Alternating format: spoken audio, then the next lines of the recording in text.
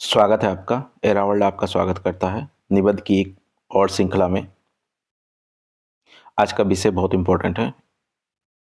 Artificial intelligence, संभावनाएं, चुनौतियां और इसका भविष्य देखेंगे। वर्ष 2024 में पीसीएस में पूछा जा चुका है, पर ये नहीं कह सकते कि पीसीएस में नहीं पूछा जाएगा। इसमें एक विषय है जनरेटिव एआई, उस पर हम एक जल्दी निबंध प्रस्तुत करेंगे। इस निबंध को लिखने से पहले हम एक पृष्ठभूमि तैयार कर लेते हैं। पृष्ठभूमि क्या होगी कि जहाँ भी देखिए, अगर आप शॉर्ट देख रहे हैं, कुछ भी पढ़ रहे हैं, हमेशा एआई एआई, कभी चैट जीपीटी, कभी जिमनी, कभी ग्रोक, मतलब कोई ना कोई एआई के द्वारा ज्ञान दे रहा है। प्रश्न उठना लाजमी है कि एआई है क्या? आज इतना डेवलपमेंट क्यों हो गया? इसके क्या डेवलपमेंट हो सकते हैं? इसके क्या चैलेंजेस हो सकते हैं? ये जानना हमारे लिए आवश्यक है। और इससे सबसे बड़ी बात, ये शुरू कहाँ से हुआ था? इसकी इतिहास क्या है? क्या ये हमारे लिए खतरा साबित हो सकता है? क्या ये हमारे लिए खतरा साबित हो सकता है? तो हम इस बात का जांच करेंगे। क्या यह इतना बुद्धिमान है कि हमारे सभी कार्यों को कर सके? नहीं, ये हम देखेंगे। क्या इसमें रचनात्मकता है? क्या इसमें संवेदनशीलता है? इसमें नैतिकता का क्या है? तो इस निबंध का पूरा प्रारूप यही रहेगा। सबसे पहले परिभाषा समझेंगे, कितने प्रकार के होता है, क्या होता है, अलग अलग क्षेत्रों में इसके फायदे देखा जाएगा, ठीक है।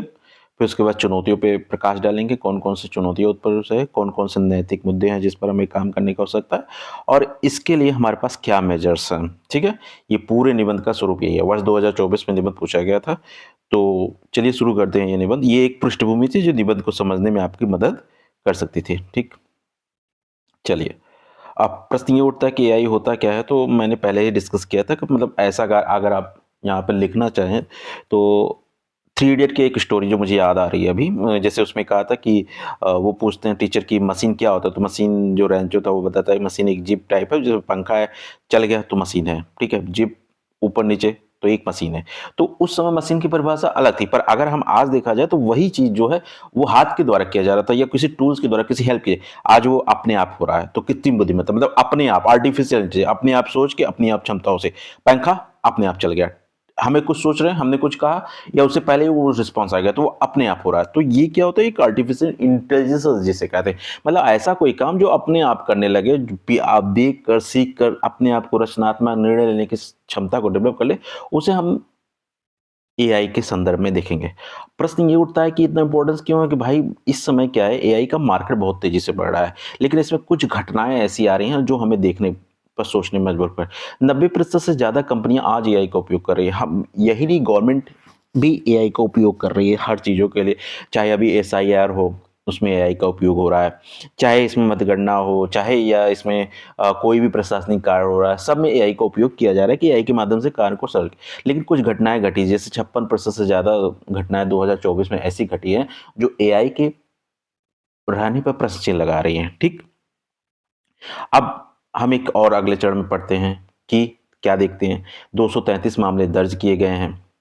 अब प्रश्न ये अब दिखाएंगे कि हम एआई के बारे में क्या जानते हैं। तो एआई की स्टोरी में आप कुछ भी लिखिए, मतलब उसकी ऐतिहासिक पृष्ठभूमि में आप कुछ भी लिखिए चाहे ना लिखिए। जैसे आप 4 ईयर याद कर लीजिए, 1956, 97, 2011, 2016। पर ये ज़्यादा जरूरी नहीं है, इतना ज़्यादा जरूरी नहीं, इसे याद कर लीजिए। इसमें जैन मैकर्थी ने एआई का शब्द गढ़ा था। ये स्टोरी अगर आपको पता है तो आप एआई के बारे में एक अच्छा खासा मतलब प्रस्तावना बना सकते हैं। और सबसे बड़ी बात, चलो हम इसके बारे में भी जिक्र कर लेते हैं। आईबीएम की डीप ब्लू एआई थी जो 1997 में शतरंज का चैंपियन जीत गई अपने आप भाई। और वहीं आईबीएम की वाटसन जो थी 2011 में जियोपर्डी गेम शो हुआ था उसको जीत गई। वहीं 2016 में गूगल का भी एक एआई मॉडल था जो एक गेम शो विश्व चैंपियनशिप जीती। इससे क्या हुआ? एआई में क्रांति आई। पर वास्तविक क्रांति कब आई? जब 2022 में, ध्यान रखेंगे इस बात को जरूर मत लिखेंगे, 2022 में चैट जीपीटी ओपन एआई जब आया, इससे मार्केट में खलबली मच गई। इससे मार्केट में क्या हो गई? खलबली मच गई। जनरेटिव एआई का एक नया दौर आ गया। वहीं से एआई की पूरी तरह शुरुआत होती है। ये आप लिख सकते हैं, ठीक। अब सबसे बड़ी बात ये आता है कि एआई कितने प्रकार का होता है। तो 3 प्रकार का होता है, इसे याद रखें। एएनआई मतलब नैरो इंटेलिजेंस, जनरल इंटेलिजेंस और सुपर इंटेलिजेंस। ये 3, एएनआई, एजीआई, एसीआई, एएसआई, ये बस 3 याद रखिए। आप इसको अगले प्रकार में बता सकते हैं। बस एआई के बारे में आपको इतना ही जानना है। क्या जानना था? सबसे पहला ये मशीन लर्निंग प्रोग्राम है, इसे जॉन मैककार्थी ने 1956 में दिया था। और सबसे बड़े वे 3 प्रकार के होते हैं। अभी हम किस स्टेज पे हैं? चैट जीपीटी जैसे वो नैरो एआई पे है। अभी हम केवल नैरो एआई पे हैं। अगर वहीं जनरेटिव एआई जनरल पे जाएं तो जैसे हम अपने एक साथ कई काम कर सकते हैं, हम मोबाइल भी चला सकते हैं, हम इधर का काम भी हम पढ़ भी सकते हैं, हम कई काम कर सकते हैं। तो अभी हम एजीआई का दौर नहीं आया, वो धीरे धीरे आ रहा है, वो आएगा। फिर उसके बाद सुपर एआई आ जाएगा, जिसमें क्या होता है, मानव से बढ़कर भी सभी क्षेत्रों में हर क्षेत्र का वो काम करेगा। ठीक, हमने पहले ही पृष्ठभूमि बताया था कि अब हम क्या करेंगे। अब हम अलग अलग सेक्टरों पर फोकस करेंगे। अब हम पहला सेक्टर हेल्थ केयर उठाते हैं। आपको पता है कि एआई ने हाल ही में 95% कैंसर की डिटेक्ट मतलब अंदाजा लगा लिया कि इसे क्या हुआ है क्या नहीं हुआ है। मतलब डायग्नोसिस में इतना ज़्यादा तेज़ी से वृद्धि हुआ है कि कह नहीं सकते। इससे एक नया मार्ग खुल गया है। हम मरीजों की सहायता कर सकते हैं, कम पैसे में इलाज ढूँढ सकते हैं। इससे क्या है, एआई ने हमारे लिए हेल्थ सेक्टर का, जो कि आज के दौर में पहला यही एक सेक्टर है जिसके लिए हम इधर से उधर भटकते रहते हैं। तो यहाँ पर 30% की मतलब वैकेंसी, एक इनकी रिपोर्ट के आधार पर हम आपको बताएँगे कि आगे क्या-क्या हुआ है। 30% से ज़्यादा दक्षता में हमारी वृद्धि हुई है। तो ये एक बहुत बड़ी क्रांति है। दूसरा शिक्षा और व्यापार में अगर आप देखेंगे, आजकल जितने भी इंस्टीट्यूशन चलाए जा रहे हैं या जितनी भी चीज़ें चलाई जा रही है, वो शिक्षा जो भी दे रहे हैं वो एआई बेस्ड चलाया जा रहा है। जैसे व्यक्तिगत लर्निंग को बहुत तेज़ी से कराया जा रहा है, ठीक है।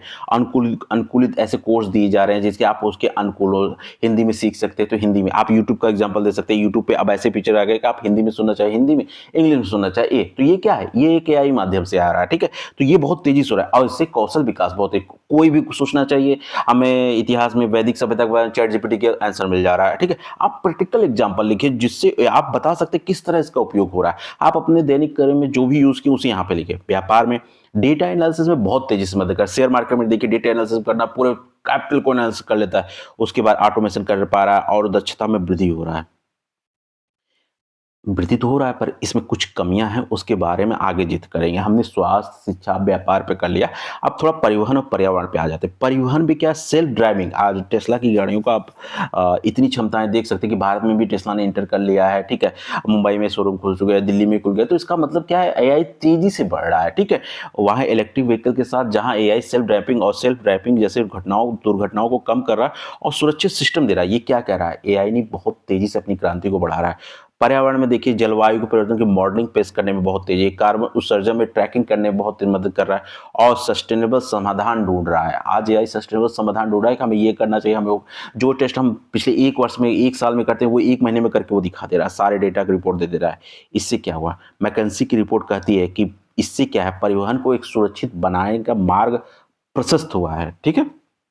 तो ये हो गया इनका। मनोरंजन और सुरक्षा में तो आप एआई का उपयोग करके, जैसे बता आप देख सकते हैं, आपने एआई का उपयोग किया, टेक्स्ट से इमेज बन गया, आपने टेक्स्ट दिया एआई से वीडियो बन गया, एआई से कोई नैरेटिव कहानी तो ये बन गया। तो इससे क्या हुआ, मनोरंजन हुआ। अब मनोरंजन भी आप कर पा रहे हैं। म्यूजिक जनरेशन हो रहा है, आजकल बहुत सारे में देख रहे हैं वीएफएक्स दिख रहा है तो म्यूजिक दिख रहा है, वीडियो क्रिएशन में मदद मिल रहा है, व्यक्तिगत सामग्री आप इकट्ठा कर पा रहे हैं। इससे और से इससे साइबर सुरक्षा में भी मदद मिली है। जैसे एयरटेल में आप एक एग्जांपल आप यहाँ दे सकते हैं। एयरटेल का एक एआई है जो साइबर सुरक्षा को तुरंत डिटेक्ट कर लेता है, ठीक है। ये चीज़ें हैं, हो गया है। अभेद सुरक्षा प्रणाली उत्पन्न होकर किया है और डेटा को संरक्षण करने का प्रयास किया है। मैकेंसी की एक रिपोर्ट ये बताती है कि एआई के दुरुपयोग में वृद्धि तो हुई है, मतलब ये वृद्धि जहाँ सामान्यतः अच्छी चीज़ों के लिए, उसके दुरुपयोग में इससे ज़्यादा वृद्धि हुई है। चलिए अब हम आगे देखते हैं ये चीज़ होगा। अब हम इसकी संभावनाओं को देखते हैं, इसकी उत्पादकता क्या है, ये नयापन क्या है, मतलब ये नयाचार क्या कर सकता है। अगर हम एक रिपोर्ट की माने तो 92% कार्यकारी निवेश बढ़ने की संभावना है। मतलब ऐसे उद्योग जिसमें एआई का उपयोग कर रहा है वहां पे 90% कारोबार बढ़ने वाला है। एआई का जो मार्केट है वो 244 बिलियन तक हो चुका है, तो इसकी संभावनाएं बहुत है, इसमें नयापन बहुत ज्यादा है। एनवीडिया, आप यहाँ पे एग्जाम्पल दीजिए, एनवीडिया 5 ट्रिलियन की, मतलब नवंबर में अगर आप देखेंगे 5 ट्रिलियन की कंपनी है। ये एआई की सबसे बड़ी कंपनी बन चुकी है। आप जाके सर्च करिएगा, एनवीडिया जो है इलेक्ट्रॉनिक चिप, छोटे छोटे इलेक्ट्रॉनिक चिप जो आप देखते हैं सब एनवीडिया का ही होता है। 5 ट्रिलियन की, भारत की इकोनॉमी के बराबर लगभग मतलब जीडीपी के बराबर बड़ी कंपनी हो गई। तो एआई कितनी तेजी से वृद्धि कर रहा है, इतनी उत्पादकता में वृद्धि रहा है। ऐसे असंभव कार्य करने वाले, जो असंभव कार्य लगता है तो उनको संभव बनाने का कार्य कर रहा है एआई के उपयोग से। क्वांटम तकनीक, जो क्वांटम तकनीक है, अभी भारत ने आर्मी के लिए क्वांटम नेटवर्क बैठाने का प्रचार किया। वही क्वांटम तकनीक के आधार पर हम बहुत सारी समस्याओं का समाधान तुरंत ढूँढ ले रहा है। जो बस सब मैं कह रहा हूँ उसे ज़रूर याद कर लीजिएगा, ये चीज़ें यहाँ पर, क्योंकि कुछ चीज़ें ज्ञान से ही निकल के आती हैं, ठीक? आगे चलते हैं। रोज़गार की संभावनाएँ क्या और सामाजिक लाभ को कैसे बढ़ाएँ, इस बात का ज़िक्र करना है, क्योंकि हम कोई भी निबंध बिना रोज़गार परक, बिना सामाजिक लाभ के नहीं छोड़ सकते। तो हम यहाँ पे देख सकते हैं कि 86% तक जानकारी वर्ल्ड इकोनॉमिक फोरम की रिपोर्ट बताती है कि हमें तुरंत की तुरंत जानकारी अगर चाहिए होती है तो 86% की वृद्धि हुई है। एआई ने हमें इतना आसान बना दिया। अब आप गूगल में सर्च करते होंगे तो अगर गूगल में सर्च करते हो तो वहाँ एक एआई लिख के आता है। वो आपके सर्च इंजन को इतना आसान बनाता है कि आपको जो जानकारी चाहिए वो तुरंत मिल जाती है। तो इसने रोजगार को तो बढ़ाया, ये सामाजिक लाभ के लिए कैसे काम किया, इस पे थोड़ा देखते हैं। इसने गरीबी कम करने के लिए और शिक्षा की पहुंच, मतलब जो शिक्षा है अब बहुत लोगों तक आसानी से पहुंच सकती है। जो बातें अगर हम नहीं जानते वो चैट जीपीटी, जेमिनी के माध्यम से तुरंत सीख सकते हैं। तो इसने शिक्षा की पहुंच बनाकर सामाजिक लाभ को बढ़ाने का मदद किया है, ठीक। इसके अलावा एआई सभी लोगों को समान नजर से देखने की मदद करता है। क्यों? चाहे बड़ा हो, चाहे छोटा, चाहे अमीर हो, चाहे गरीब हो, कोई भी इसका उपयोग करके सामान्य जानकारी ले सकता है। कोई भी जानकारी इसे विधिवत ऐसा कोई जानकारी छुपा नहीं देगी, छुपाए नहीं, वो तुरंत का तुरंत उस चीज को प्रिडिक्ट करके उस चीज को आसान बनाने के। आपकी तबीयत खराब है, आप एआई को पर्चा भेजिए, दवा बता, दवा तुरंत नहीं किया। आपके पास कोई आइडिया है, एआई को बताइए तो उसके स्क्रिप्ट तैयार कर लेगा। अगर आपके पास कोई, जैसे मान के चलिए आपकी कोई सामाजिक समस्या चल रही है, आपको जैसे शादी ब्याह की कोई समस्या चल रही है, वर्कलोड समस्या चल रही है, आप एआई से कहिए, तुरंत उसकी समस्या का समाधान आपको एक स्कॉलर के रूप में, एक वकील के रूप में सहायता करने का तुरंत तैयार रहता है। ये आप करके देख सकते हैं। चैट जीपीटी में जाइए, आप उससे बातें करिए। आप इंटरव्यू दे रहे हैं, आप उससे बातें करके अपनी इंटरव्यू तैयार कर सकते हैं। तो ये एआई मदद कर रहा है। तो इसने रोजगार को आसान बनाया है, सामाजिक लाभ को आसान बनाने का काम किया है। पर ये थोड़ा कह सकते हैं कि हर चीज ये कर रहा है, नहीं। कुछ समस्याएं भी उत्पन्न हुई, कुछ चैलेंजेस उत्पन्न हुए, तभी हम यहाँ निबंध और आप और हम निबंध लिख रहे हैं। ऐसा नहीं होता तो हम क्यों निबंध लिखते इस टॉपिक पे, ठीक। अब चलते हैं आगे। क्या कर रहा है? नैतिक और गोपनीय मुद्दे सबसे बड़ी बात है। एआई अपनी नैतिकता को हनन के प्रश्न चिन्ह उठ गए हैं। हाल ही में कुछ ऐसे मामले देखे गए हैं जहां नैतिकताओं का हनन हुआ देखा गया। उसे कोई फर्क नहीं पड़ता है कि आप बड़े हो, छोटे हो, वो उससे कोई नहीं मतलब है। वो उस हिसाब से आप, वो अपने हिसाब से रिस्पॉन्ड, क्योंकि वो इमोशनलेस है, उसके पास इमोशन। तो आप इस पैराग्राफ में इमोशन को आधार बनाएंगे। किसको आधार बनाएंगे? इमोशन को आधार बनाएंगे और बताएंगे कि ये इमोशन आधारित है। इसको जो कहा जाए वो उस तरह कर, संवेदनशीलता का कोई गुण नहीं है। रचनात्मकता करता है, पर ये थोड़ा देखता है उसका प्रभाव किस किस पे पड़ेगा, वो इस बात के लिए नहीं होता है। हाँ, धीरे धीरे इसको सुधार किया जा रहा है। तो इससे खतरनाक कई चीजें, मैंने पहले ही आपको बताया था कि इस साल जो एआई से नैतिकता पे जो घटनाएं हैं वो 56% में वृद्धि हुई है। जिससे क्या हुआ? साइबर जोखिम थोड़ी सी बढ़ गई है एआई, ठीक। और सबसे बड़ी बात है, इस समय सुरक्षा का खतरा कई लोगों में देखा गया। अगर हाल ही कि मैं एक एग्जांपल यहाँ पे जोड़ना चाहूँगा। एक एग्जांपल क्लाउड एआई के कंपनी के मालिक ने एक वो मतलब कार्य चुना और जिसमें कहा कि एआई को इतने बजे बंद कर दिया जाएगा। और एआई ने क्या किया? एआई ने उस व्यक्ति जिसके बारे में कहा गया था उसके सारे डॉक्यूमेंट, सारे सब चीजें निकाल कर उसे ब्लैकमेल करना शुरू किया कि उसे खत्म न किया जाए। इस प्रकार का एक प्रयोग किया गया। जहां ये रिजल्ट निकल के आया है, क्लाउड, ध्यान रखिएगा, आप क्लाउड मेंशन कर सकते हैं। इस प्रकार का रिजल्ट निकल के आया है। एआई अपने आप को बचाने के लिए कुछ भी कर सकता है, ठीक है। तो यहाँ नैतिक मुद्दे और गोपनीय मुद्दे को थोड़ा सा संजीदगी पूर्वक आप लिखने की आवश्यकता है, ठीक। रोजगार में हानि और असर, जो अभी मैंने आपको बताया कि रोजगार बढ़ा रहा है, लेकिन ध्यान रखेंगे वो रोजगार उनके लिए है जो थोड़ा स्किल बेस है। स्किल बेस है किसके लिए? स्किल बेस है। जैसे 10,000 रोजगार वो दे रहा है तो 1 लाख रोजगार खा रहा है। अब आप कहेंगे कैसे? तो इसमें सबसे बड़ी बात है, अगर आप देखेंगे तो 10,000 रोजगार अगर वो दे रहा है तो वो उनको दे रहा है जिनको एआई, जिनको कंप्यूटर थोड़ी अच्छी जानकारी है, उनको चलाने, उनको उनको दे रहा है। क्योंकि आप रिस्पॉन्स करोगे, जैसे आजकल प्रॉम्प्ट इंजीनियर, आप यहाँ पे देख सकते हैं कि प्रॉम्प्ट इंजीनियर की मांग लगातार बढ़ रही है।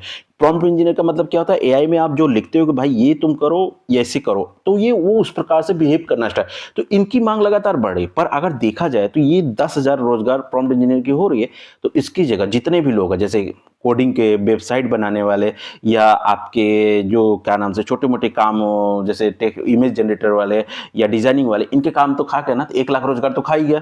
तो इस प्रकार के आप उदाहरण देके इस चीजों को बता सकते हैं। उसके अलावा, एक मिनट से डिलीट कर दे। उसके अलावा यह नए अवसरों पर कम नए नई नौकरियाँ तो आ रही है, लेकिन उसके साथ पुरानी नौकरियों को भी खाया जा रहा है। सबसे बड़ी बात है, ये असमानताओं को बढ़ा रहा है, मतलब ये सभी तक पहुँच नहीं पा रहा है या असमानताओं को ऊपर-नीचे कर रहा है, ठीक है? तो इस प्रकार के उदाहरण देके आप इन बातों को अपने आप को प्रूव कर सकते हैं, ठीक? अब कुछ चुनौतियाँ हैं, पर इसके सुरक्षा और नियंत्रण के उपाय करना ज़रूरी है। एआई को अनियंत्रित नहीं किया जाए, एआई को नियंत्रण में रखना चाहिए। एआई को रचनात्मकता के कार्य जो है देने चाहिए। हमें उस पर नियंत्रण रखना चाहिए। हमें बेस्ट प्रॉम्प्ट देके उसे तैयार करना चाहिए।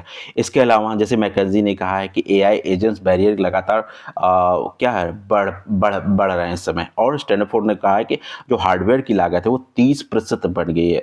स्टैनफोर्ड भी एक यूनिवर्सिटी है जिन्होंने हाल ही में एनालिसिस किया है कि इससे क्या हुआ, 30% तक लागत बढ़ गई। क्यों, कैसे बता रहा हूँ। देखिए क्या होता है कि जब आप एआई से इमेज माँगते हैं या एआई से कोई रिस्पॉन्स माँगते हैं, तो वो क्या करता है, अपने सर्वर में उसे अपलोड करता है और वहाँ से रिपोर्ट मँगाता है। तो ये जो सर्वर होता है, ये आप देखेंगे चाहे कहीं भी होगा, वो ये जनरेटर पे काम करते हैं, बिजली पे काम करते हैं। इस पर लोड क्या है, लगातार बढ़ रहा है। तो इससे क्या हो रहा है, इससे ये हो रहा है कि इससे सुरक्षा और नियंत्रण के उपाय जो हो पा रहे हैं, वो बहुत कम ही हो पा रहे हैं। इसलिए यहाँ पे ये ज़रूरी है कि इसे नियंत्रण किया जाए, नहीं तो हमारे हाथों से बहुत सी चीज़ें खो जाएँगी। ठीक। अब सुझाव पे बात कर लेते हैं। हमें सुझाव क्या करना चाहिए? हमें कुछ ऐसे फ्रेमवर्क पे काम करना चाहिए, मतलब एआई आधारित फ्रेमवर्क, वो फ्रेमवर्क एथिक्स पे आधारित हो। हमें एआई को पारदर्शी बनाना चाहिए और उसे एथिक्स आधारित ट्रेन करना चाहिए, जिससे वह समझ विकसित कर सके सही और गलत क्या है, ठीक है? शिक्षा में एआई का एकीकरण करना चाहिए। आजकल स्कूलों में जो शिक्षाएँ दी जा रही है, उसमें एआई की नैतिक गतिविधियों को एकीकरण करना चाहिए। दूसरी बात, वैश्विक सहयोग। आजकल आप देख रहे हैं एआई पे सम्मेलन हो रहा है, एससीओ ने एआई के सम्मेलन किया, जी20 के एआई सम्मेलन हो रहा है। अलग-अलग देश, द्विपक्षीय देश भी एआई के सहयोग पे काम कर रहे हैं, तो इस तरह के काम लगातार बढ़ने चाहिए। दूसरा चीज़, सस्टेनेबल एआई पे काम करना चाहिए, छोटी-मोटी चीज़ों पे नहीं, हमें उस एआई पे काम करना चाहिए। अगर मैं सीधे शब्दों में कहूँ, एसडीजी हमारे पास 17 गोल है, तो एसडीजी का 18वां गोल हमें एआई सस्टेनेबल करने का चाहिए। मतलब एआई में हम क्षमता हासिल करें और इस प्रकार वृद्धि करें कि आने वाली पीढ़ी इसका उपयोग कर सके। ऐसा ना हो कि आने वाली पीढ़ी इसका ना उपयोग कर सके। तो आप एसडीजी 18 मान के कहिए कि एसडीजी 18 ही क्यों ना मान लिया जाए, इस तरह की चीज़ों के लिए इसका लक्ष्य बनाया जाए, ठीक है? इसके अलावा छोटे व्यवसाय के लिए एआई प्रेजेंट या एआई एजेंट का जो बनाया जाता है, वो बहुत सजी से बनाया जाए, बहुत तरीके से बनाया जाए, जिससे आने वाले समय में हम छोटे व्यवसायी या छोटे रोजगारपरक लोग भी आगे बढ़ सकें, ठीक? चलिए अब आगे इसका कंक्लूजन निकालते हैं। कंक्लूजन ये निकालते हैं कि एआई को ज़िम्मेदारी तय होनी चाहिए। नैतिकता के इस दौर में व्यक्ति जो उसका इस्तेमाल कर रहा है, उसे नैतिक होने की आवश्यकता है। नहीं तो एआई का अगर हम गलत उपयोग करेंगे तो दो-धारी तलवार की तरह आज नहीं तो कल हमें इसके दुरुपयोग की वजह से हानियाँ उठानी पड़ेगी। ठीक? अब इसी जगह हम आज ये निबंध समाप्त करते हैं। आप बताइएगा ये निबंध कैसा लगा? देखिए इसकी पृष्ठभूमि बनाने, इसको लिखवाने या इसको बताने में, बहुत सारे एक्सपीरियंस शेयर करने में इतना टाइम लगा। लेकिन ये बात मानिए कि अगर आपने इसे सुना होगा ना, तो आपको कांसेप्ट ज़रूर प पता होगा। ठीक है? चलिए चलते हैं। धन्यवाद आपका।